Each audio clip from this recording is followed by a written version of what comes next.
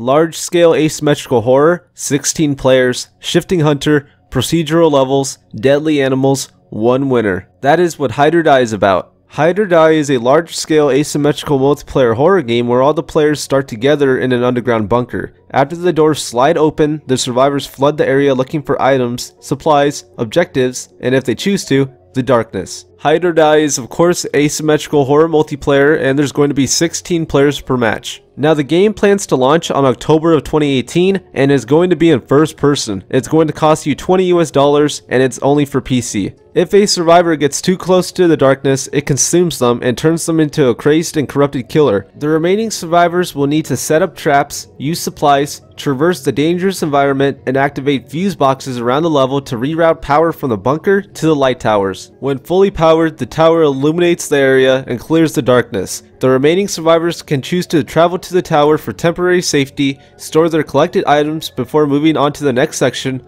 or choose to escape. If they decide to bypass the tower, they risk their collected items, but will earn bonus rewards and XP for how long they can survive. Ultimately, survivors will need to continue to travel the world until they either become consumed and kill other survivors, or until they are killed themselves. Each time a section is cleared, the darkness leaves the consumed because of their poor performance and awaits to be found again in the next section, starting the cycle over. The remaining survivors will die off until the inevitable scenario happens when the hunter is pitted against the final survivor. They will now have the opportunity to find an equalizer in the world, a weapon. The two will enter a tense final showdown where only one will be left standing. I'm going to show you guys some screenshots from their gallery, and at the same time I'm going to read off some of the core features. So the game is going to have procedural worlds, which means that the location of items, supplies, objectives, and the darkness are completely random. The map is going to have many areas ranging from suburb neighborhoods to backwood farm swamps. The procedural system allows for matches to continue for as long as they need to. The way the level is designed rewards players who are thoughtful of their actions and punishes those who are reckless. Now it's time to talk about the darkness. This is the item that changes the survivor into a killer if looked at too long. The darkness can appear anywhere in the world, but it can be found by following the trails it leaves behind. The player consumed by the darkness will be the killer for that current section as they try to kill all the survivors. If the player who is corrupted fails to kill the survivors before they turn on the power, then the darkness changes them back into a survivor and moves on to the next section to find the next player to corrupt. Now it's time to talk about the showdown. When the only players that remain are the hunter and one survivor, the game enters a showdown mode. The level fills with dense dark fog, limiting player visibility and forcing closer encounters. A few weapons the survivor can use to defend themselves spawn around the level. These weapons aren't shown on any minimap or HUD, and players will need to search for the weapon to stand a chance against the much more powerful hunter. By this point, the darkness has consumed most of the world, and your only way out of it is by destroying the person consumed by it.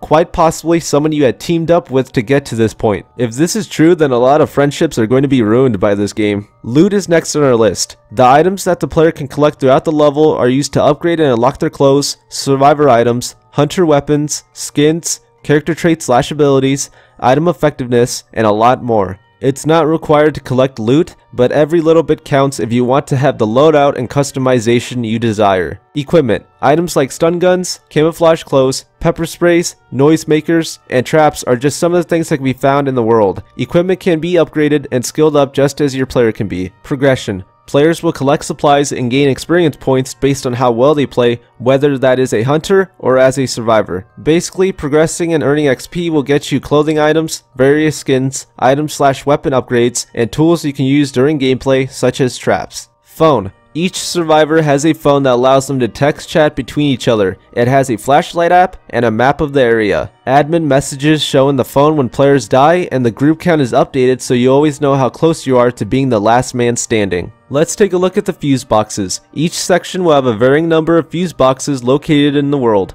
The survivors have to balance their focus of turning on switches as well as looking over their shoulder in case the hunter or nature has crept up on them. Light towers. These large towers are the destination of rerouted power from the safety bunker via the fuse boxes throughout the level. When illuminated, they have enough light to clear the darkness from the area and rid the darkness from the corrupted survivor. These towers also provide a brief safe haven for survivors where they can store their items and supplies found. This secures their loot before proceeding into the next part of the world. They can skip this safe haven and risk their loot for bonus multipliers to their XP and progression. The base game will launch with 3 different hunters, each of which have different playstyles, equipment, and abilities. The Fisherman. This hunter uses a modified fish finder that can scan the area for sounds using a parabolic mic. His weapon of choice is a harpoon gun, which has the nice ability to kill from range, but if he misses, you'll surely be able to escape. The Child. The special ability of this hunter type is to hide in tall grasses out of sight or up above where you wouldn't expect them.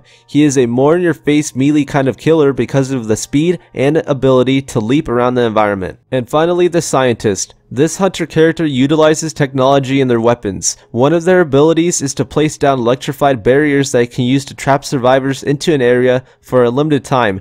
Their weapon of choice is an electrified baseball bat that is much more of a pummel type of weapon that gives you the nice feeling of beating survivors down until they die. And that is basically it for the game. As of right now, the game is $2,000 short of its goal, has over 800 backers, and still has 21 days left to go. Now, if you want to support the game, they have pledged rewards starting from $1 up to $200. I'll be leaving a link to the Kickstarter down below in the description if you want to check it out for yourself. Now, I only have one problem with the game, and it's that it's only coming out for PC. They said that they're experimenting with Xbox One dev kits, but as of right now, there are no plans for console support, which is a really big bummer. I'm still going to support the game, but it does kind of suck. That's all I have for you guys today. If you enjoyed the video, remember to share and subscribe if you're new, and I'll see you guys in the next video. Baby, your love is my medicine. Baby, your love is my medicine. When I'm up, bring me down.